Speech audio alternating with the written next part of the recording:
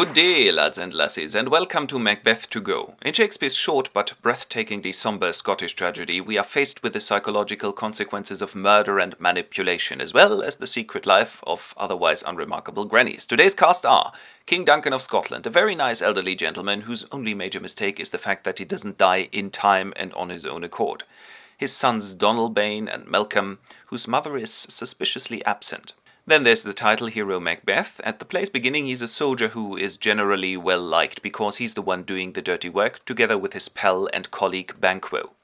Naturally, there's a lot of other members of the Scottish nobility, for example Macduff, a family man, as well as Lennox, and the one with the red shoes, Ross. As this is a Scottish play, we are doing without all the others Shakespeare put in the play. Lady Macbeth doesn't actually have children with her husband, although she says she once had one. Seems to be a very traumatic story of loss, and the play is about what happens because of this.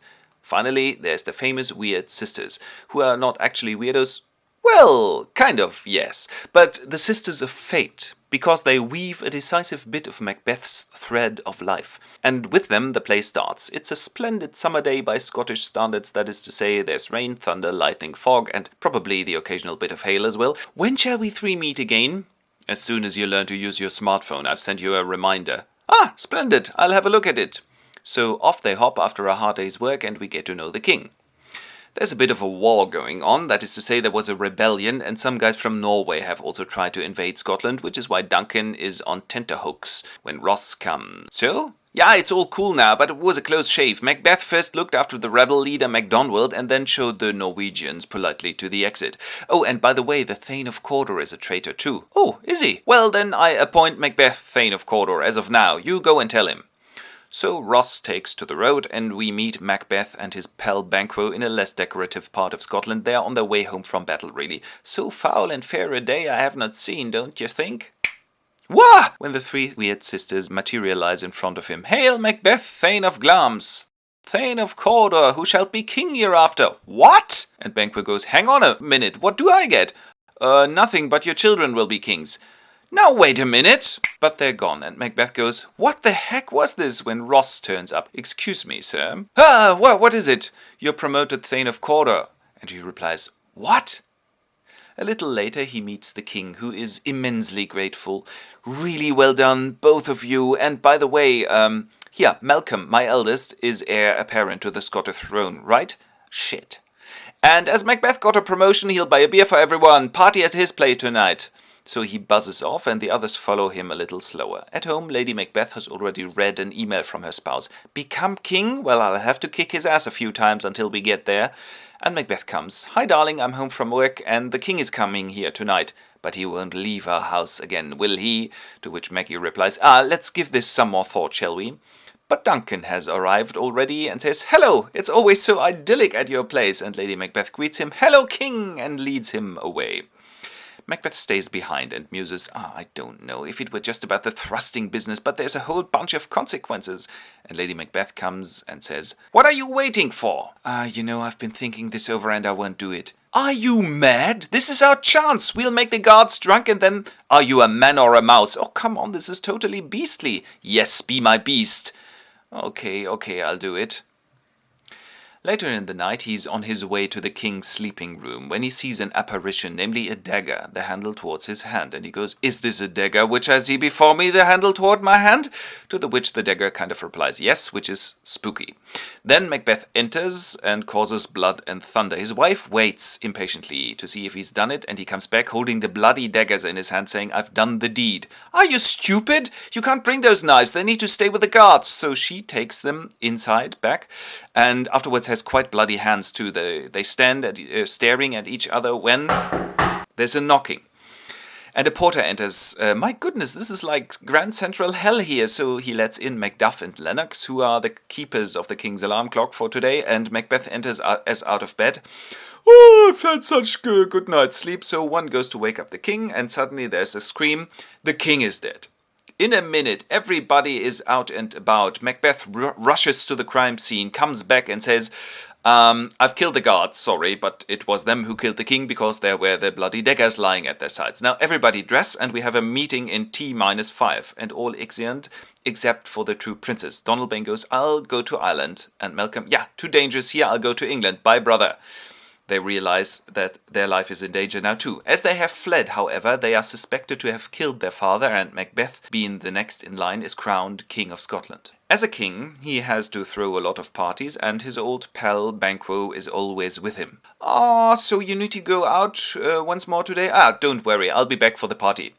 But Macbeth is afraid that Banquo might screw him, as he's heard the prophecies, and also that his children might become king, so he calls killers, and a few killers show up. And he goes, now I told you that Banquo was your enemy, didn't I? So you now kill him and make sure that his son is killed too, okay? Off you go. Macbeth is a little stressed out by now, afraid that he'll lose the crown again soon, and his wife, what's up? And he replies, nothing, nothing, nothing. In a dark corner of a highway, Banquo is slaughtered by the killers, but his son Fleance is able to escape. In the evening, there's a banquet at which the nobility comes together. Lady Macbeth calls her husband in. He's still a little unsettled. You've got to deliver a toast. Very well. I'm so happy, my friends, you could all make it tonight. I only wish my friend Banquo could be at our banquet as well. When Banquo, that is his ghost, suddenly enters, and Macbeth, wah! I didn't do it. Whoever killed you, what are you doing here? And nobody else sees anything. Why don't you sit down?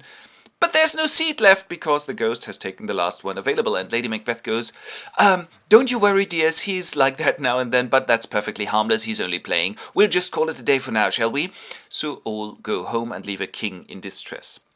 However, Macbeth is not the only one having trouble. The Weird Sisters are being told off by their boss Hecate, who is this kind of young and ambitious manager.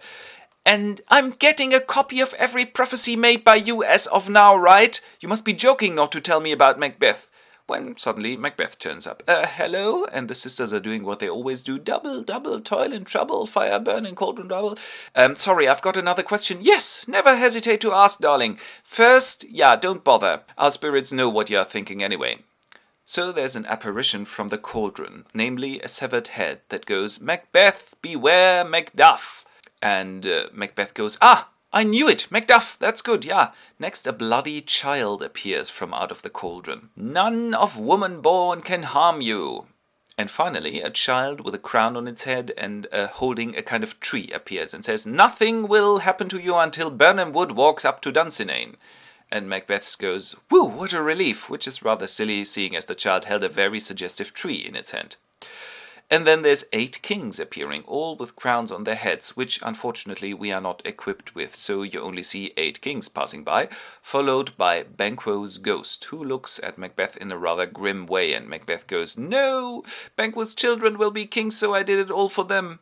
And the Weird Sisters are gone again, when Lennox disturbs him. Wah! What is it? Excuse me, Your Majesty, but Macduff has fled to England. Then we'll kill all his family now, which really takes place, but we don't show it on account of it being too cruel. In order to raise the tension before the final showdown, there's an episode in England now, in which Macduff meets Malcolm. Let's topple the tyrant, go! Yeah, okay, but I'll be much worse as a king. Really? Fuck, poor Scotland, schluchz. You're really a patriot, aren't you? That was only a test. I'm really an ideal king. When Ross enters and goes, Macduff? Yeah? I'm sorry, but your wife and children have been killed. No! In a way, nobody's happy anymore, including Lady Macbeth in Dunsinane Castle, who we meet sleepwalking, having a washing obsession, generally freaking out and babbling about horror and murder stories. This blood will never wash up! All the perfumes of Arabia! And she goes on sleepwalking. Macbeth is very occupied by war, which is why he can't look after her either. I'll be fine, I'll be... Doctor! Enter the doctor. Look after my wife, give her some drugs or something. And he's rather aggressively mad now, which is why the doctor wishes she was a long way away. In the meantime, Malcolm and the troops from England have arrived, and we witness the invention of the military concept of camouflage. So everybody cuts a branch from a tree and hides behind it. What's this forest called? Birnam Wood, sir. So they do this, and under cover of the branches sneak up to Dunsinane Castle. There a piercing scream is to be heard, and Macbeth, feeling persecuted, goes, What was that? And the servant, the queen is dead. Shit. And I don't know how to put this. It looks as if Birnam Wood is approaching us from down below. What? You can't even rely on witches nowadays, and he delivers a fantastic nihilistic soliloquy. Then he goes for his last stand, because he thinks, if I can't be beaten, I might as well overcome them one by one. So he goes out and meets Macduff on the battlefield and goes, "Shove off, boyo, nobody born by a woman can do anything to me." And Macduff replies, "You're such a clown, I was delivered abdominally." And he goes, "What?" And while he's still surprised, he's being stabbed. So I think this went rather well. We've won, haven't we? When Macduff enters and goes, "Here, Malcolm, your majesty, I've got the usurper's head as a coronation gift for you." And they all lived happily ever after as part of the United Kingdom, hopefully. And this, dear congregation, was Macbeth by William Shakespeare. Vielen Dank.